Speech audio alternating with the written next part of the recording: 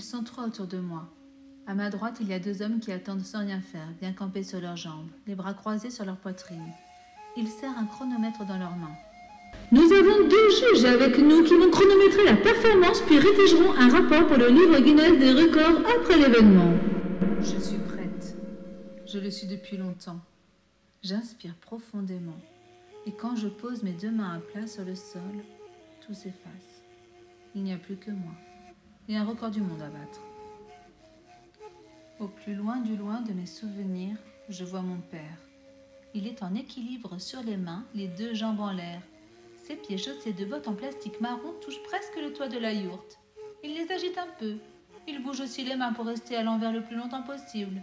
Il redescend une jambe après l'autre, le visage tout rouge et gonflé par l'effort qu'il vient de faire. À force de me voir m'exercer sur le tapis de la yourte entre le canapé et la télé, mon oncle Guéret avait convaincu mes parents de m'inscrire dans une école de cirque.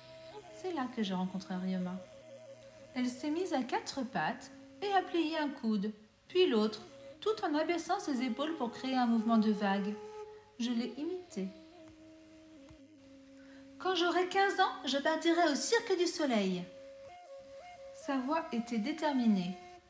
J'ai relevé le menton. Moi aussi. Elle m'a souri.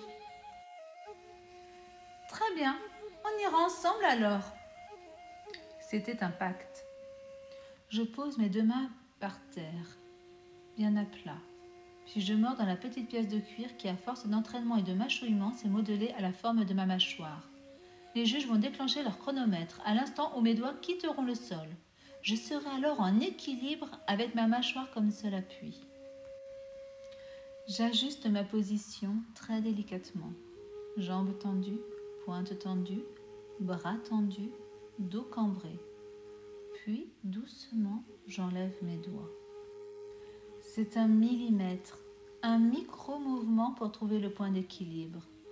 Je résiste le plus possible pour mettre la pression sur mes dents arrière. Si je me penche trop en avant, mes dents risquent de casser.